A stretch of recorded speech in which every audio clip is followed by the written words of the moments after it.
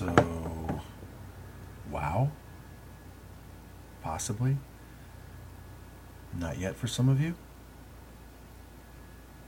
Still not entirely on board with what I'm able to show you.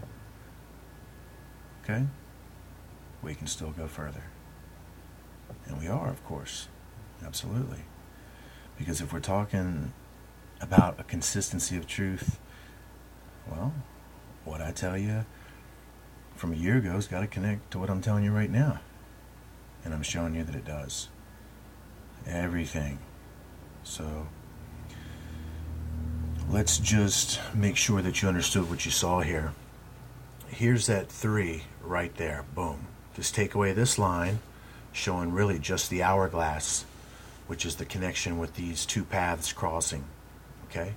And then right there, if we were to divide that in the center and pull these apart and separate them, that's what we have. 2 3s again. Okay, so our 33, our 33rd degree comes up and it shows us this significant within Freemasonry. What are they trying to tell us? Well, we gotta relate it to the only true piece of evidence that can really connect us to the symbolism of what the occult is trying to do. They're trying to destroy Christianity. Well, we find out that 33 is very symbolic because it's the age in which Jesus Christ lost his physical life at 33 years of age, as the Bible records it. So we see that in this 33 degrees, they're trying to symbolize something. They're trying to symbolizing stopping this truth of Jesus Christ. They feel that they had stopped him at age 33. And then we're going to see that this fractal of truth is displayed in everything. What did I tell you about the water? What are we going to see that takes place as a scientific fact in our world today? Water freezes at 32 degrees.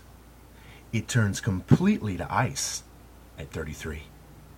What did I tell you was one of the agendas, one of the ways to stop this truth of Jesus Christ in the hearts and minds of mankind? Was to freeze it. And water just so happens to be frozen at 33 degrees.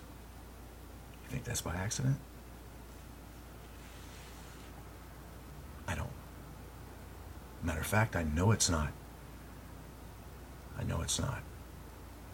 Maybe you don't yet. Because, of course, the channel covers a lot of things and it's hard to condense it all into these little videos. Got to find a way to put these videos in a better format where we can tell more of the story at one time and connect all of these series really together into one whole, because really all of these series aren't separate. They're all telling you the same thing, just different portions of it. So, wow, no secret here. No secret here. So even the divided hourglass makes this 33. And of course, that's exactly what they're trying to do. They are trying to tradition bound and bind and indoctrinate and crystallize this truth, this living, moving, flowing word of Jesus Christ. They want to stop it. The only way that they can do it is to temporarily freeze it. And they're using this system, this matrix, the system of control of the avenues of knowledge to do it. And it should be no secret by now.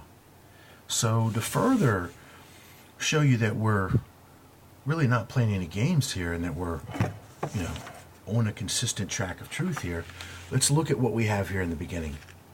What we have is this box here that I just essentially showed you, that are the 2 3s coming together. Now look what you see here in the center, one hourglass.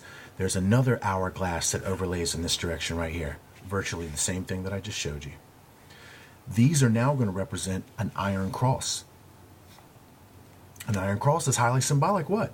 It's the same thing that I just showed you with Nazi Germany. Now it's going to relate to what? The bands of Orion that we see recorded in Job chapter 38. The bands of Orion are going to be these bands of the iron cross that we see that they have further symbolized in our world.